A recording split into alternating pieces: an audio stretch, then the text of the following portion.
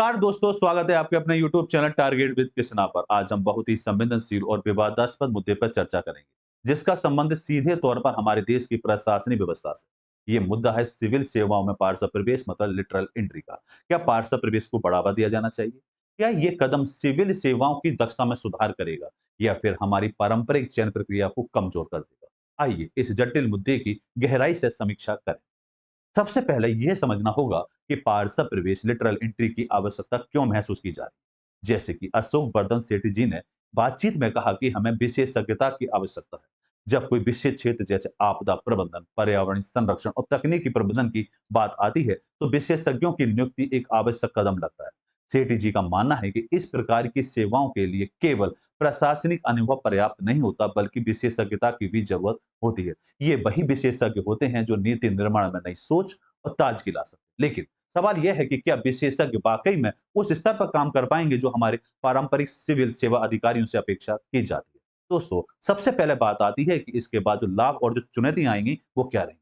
पार्श्व प्रवेश के समर्थक इस प्रक्रिया को तेजी से निर्णय लेने और सरकारी कार्यों की गुणवत्ता बढ़ाने का एक जरिया मानते हैं।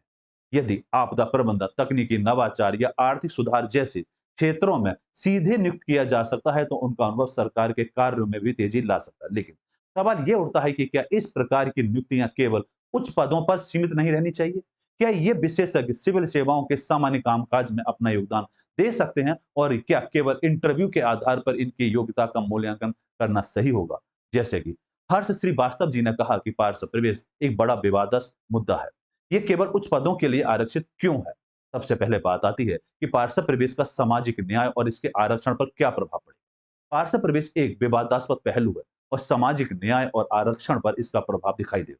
जैसे कि चर्चा में बताया गया है कि विपक्ष का यह कहना है कि पार्श्व प्रवेश के माध्यम से सरकार आरक्षण नीतियों को दरकिनार कर रही है और सामाजिक न्याय की अवधारणा के खिलाफ है। हालांकि हर श्रीवास्तव का तर्क है कि पार्श्व प्रवेश से जुड़ी नियुक्तियां नए पदों पर नहीं की जा सकती, बल्कि मौजूदा पदों पर ही होती हैं।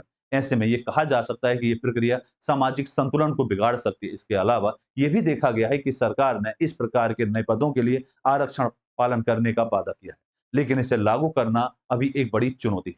सबसे पहले बात आती है कि विशेषज्ञों की चयन प्रक्रिया और उसकी सीमाएं क्या रहती हैं। इस चर्चा का एक महत्वपूर्ण पहलू यह भी है, क्या केवल इंटरव्यू के आधार पर विशेषज्ञों का चयन सही है? एक इंटरव्यू में उम्मीदवार की वास्तविक योग्यता को पूरी तरह से मापा नहीं जा सकता।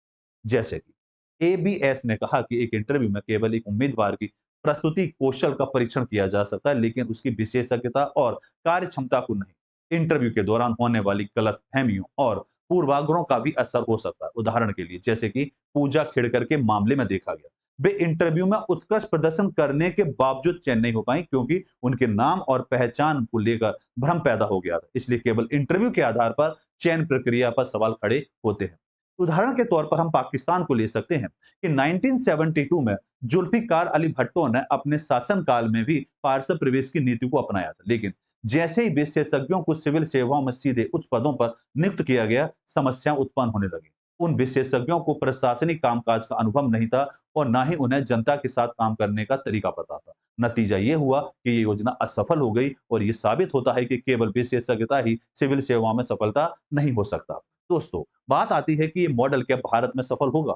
ये जानना जरूरी है कि क्या भारत में पार्श्व प्रवेश का ये मॉडल सफल हो सकता है। इस प्रक्रिया के समर्थक मानते हैं कि पार्श्व प्रवेश से सरकार को विशेषज्ञता का लाभ मिलेगा और नीति निर्माण का नयापन आएगा, लेकिन इसके लिए ये सुनिश्चित करना होगा कि विशेषज्ञों की नियुक्ति निष्पक्ष, पारदर्शी और बिना किसी राजनीतिक हस्तक्षेप के हो। इसके अलावा ये भी देखना होगा क्या ये कदम हमारे सामाजिक ढांचे और आरक्षण नीति के अनुरूप है या नहीं।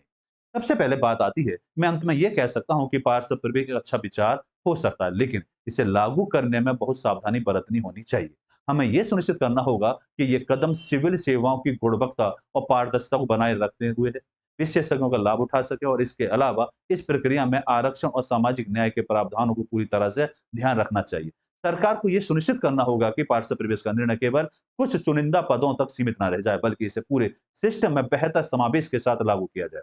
आपका धन्यवाद कि इस महत्वपूर्ण विषय पर मेरे साथ चर्चा करने के लिए। अगर आपको ये वीडियो पसंद आई हो तो लाइक, शेयर और सब्सक्राइब करना ना भूलें। हाँ, अपने विचार कमेंट्स में जरूर बताएं कि आप पार्श्व प्रवेश के बारे में क्या सोचते हैं। मिलते हैं अगली वीडियो में, तब तक के लिए नमस्कार। तर्क है कि